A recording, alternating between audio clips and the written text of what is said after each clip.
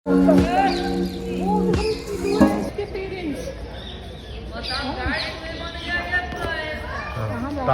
उधर बैठ रही है। ये जो संगीत सम्राट हैं उनके बैठने की जगह है।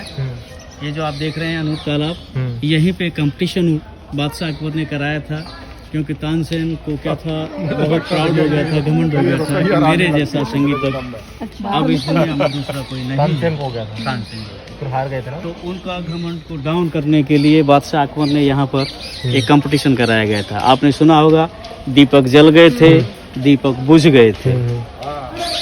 तो ये वही जगह है सर। अच्छा। तो यहाँ पे कंपटीशन कराया था बादशाह अकबर ने। और सामने जो लॉबी बनी हुई है डबल स्टेप, हाँ, ये डबल स्टेप में जो लॉबी बनी हुई है सर, यहाँ पे बादशाह अकबर अपनी रानियों के साथ बैठते थे। और ठीक वही दीवान आम की पोजीशन थी जनता दरबार की। ये चारों तरफ स्टोन के रिंग जो दिखाई दे रहे हैं, और इधर साइड में जो रिंग्स बने हुए हैं बैक साइड में, इनकी मदद से इस पूरे एरिया को कवर कर दिया जाता था इस लॉबी को बनाने के लिए। इसको पूरा कवर कर देते थे, पूरा कवर। और टेंट वेंट टाइप और का यहाँ कुछ पे होता जो भी नाच पर्दे से गाने ना, के- हाँ? पर्दा कुछ पर्दे ऐसा पर होता। पर्दे पर। और सर फिर यहाँ पे कंपटीशन कराया गया। यहाँ पर ये चारों तरफ छोटे स्टेप जो बने हुए हैं आने जाने के रास्ते, इन पर दीपक जलाकर रख दिए गए थे। तानसेन जो संगीत सम्राट थे वो मेघ मल्हार के लिए जाने जाते थे। जब वो मेघ मल्हार गाते थे तो बारिश होती थी। तो यहाँ पे जब कंपटीशन हुआ शुरू, तो तानसेन जी ने अपना मेघ मल्हार गाया। जो जले हुए दीपक यहाँ रखे गए थे, बारिश आई तो वो बारिश के कारण वो दीपक बुझ गए थे। लेकिन उनसे भी ज़्यादा थे बैजू बावरा, वो उनसे भी महान थे, क्योंकि वो शांत स्वभाव के थे और तानसेन चंचल स्वभाव के थे।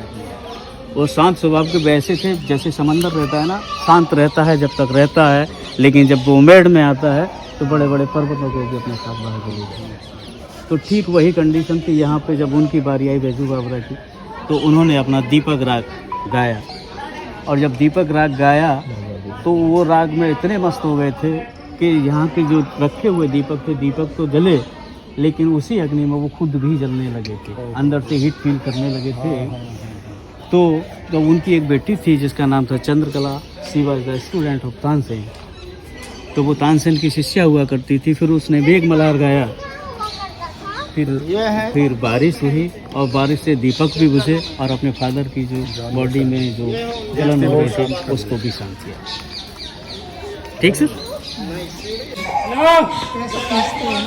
यहाँ पे बादशाह अकबर का जो पीने का पानी था वो यहाँ पर स्टोर करके रखा गया। अच्छा, ये खाली होगा अंदर से? हाँ, नहीं, अब तो बरसात का पानी भरा हुआ है पानी। अच्छा अच्छा, पानी है। वो सब कुछ सिस्टम का है। लेकिन इसमें एंशियंट जो पुराना है वो ये पीस और ये वाला पीस। बाद में ASI द्वारा इसको कंस्ट्रक्शन किया गया है, ये शेप दी गई है, इसको डिज़ाइन किया गया है। तो मोस्टली बादशाह अकबर जो है वो नॉर्मल वाटर बहुत कम पीते थे, क्योंकि फतेहपुर सीकरी का पानी पहले भी खराब था और आज भी खराब है। आज भी हम जो पीने का पानी है अपने 9 किलोमीटर के एरिया में बाहर से, क्योंकि यहाँ के पानी में फ्लोराइड की मात्रा अधिक, खारा पानी है, नमकीन पानी है। क्योंकि बादशाह अकबर मोस्टली नॉर्मल वाटर तो बहुत कम यूज़ करते थे, मोस्टली वो गंगा जल यूज़ करते थे, क्योंकि गंगा जल के अंदर प्योरिटी पाई जाती है, शुद्धता।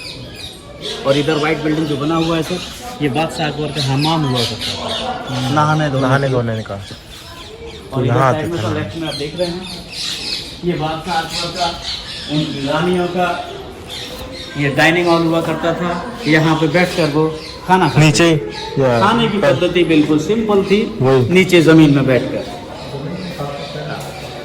इधर साइड में सब पूरा वेजिटेरियन और उधर साइड में पूरा नॉन वेज खाना, उधर साइड में चिप्स, पापड़, सलाद, पूरा बफे लगता था। और इधर साइड में सब पेय पदार्थ जस्ट लाइक मिल्क है, वाटर है, जूस है, ये सारे खाने मैं अपनी तरफ से बना के कह रहा हूँ, क्योंकि मैंने देखा थोड़ी था कि यहाँ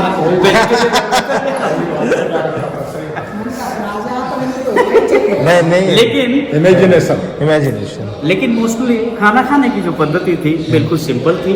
जमीन में बैठकर खाना खाना, आगे चौकी हुआ करती थी, चौकी पर थाली, और जो सर्वेंट हुआ करते थे वो बारी बारी से खाने को सर्व किया। रूम है जिसको ड्रीम हाउस के नाम से। अकबर की 3 रानियाँ थी, तीनों ही अलग अलग धर्म से थे। तो उनके आने जाने के भी रास्ते बिल्कुल जुदा थे। अभी आपने मुस्लिम रानी रुकैया बेगम का पैलेस देखा इधर कॉर्नर में, तो इधर साइड में बंद दरवाजा जो है वो उनके आने जाने के लिए हुआ करता था। सामने जो दरवाजा देख रहे हैं उनकी सेकंड रानी थी मरियम, जो गोवा पुर्तगाल की रहने वाली थी, उनके आने जाने का हुआ करता था। और इधर लास्ट में इधर कॉर्नर में एक दरवाजा है जो बंद है, जो ऊपर से आता है रास्ता, वो महारानी जोधाबाई का था। लेकिन ये बेड ऊंचाई पर है।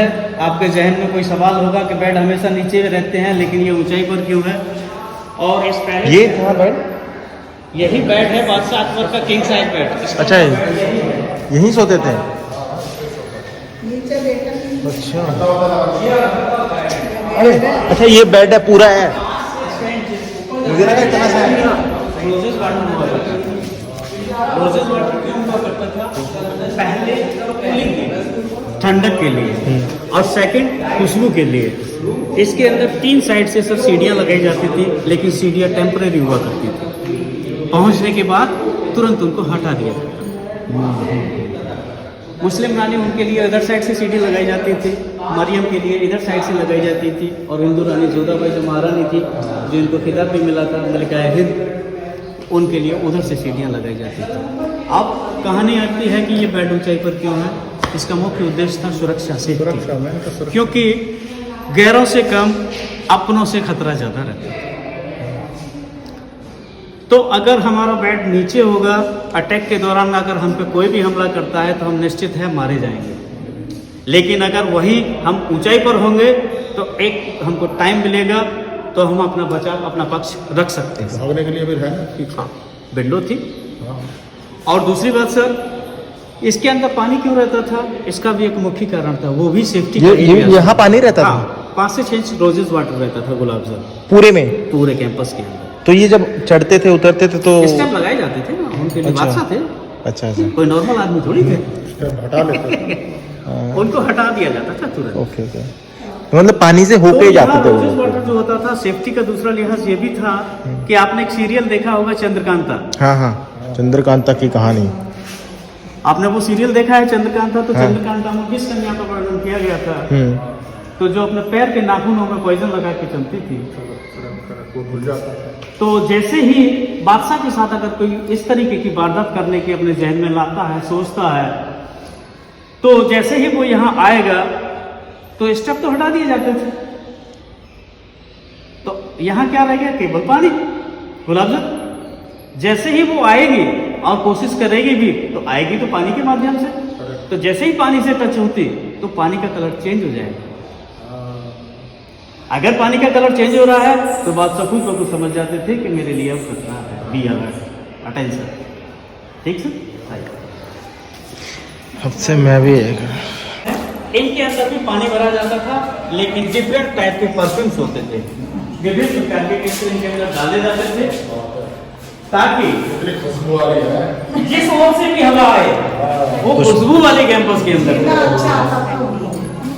यार ये थे तो दिमाग वाले भाई, हम तो कुछ भी नहीं है, हम सोच ही नहीं पाते। और ये जो सामने हमें तालाब है जिसके बारे में अभी मैंने जिक्र किया था, ये बादशाह अकबर का पर्सनल स्विमिंग पूल था। हाँ? Personal swimming pool. अच्छा ये वाला, ये पूरा बड़ा वाला, रोजेस वाटर से रहता था वो वाला ना, हाँ, यही। जहाँ तानसेन गाया करते थे।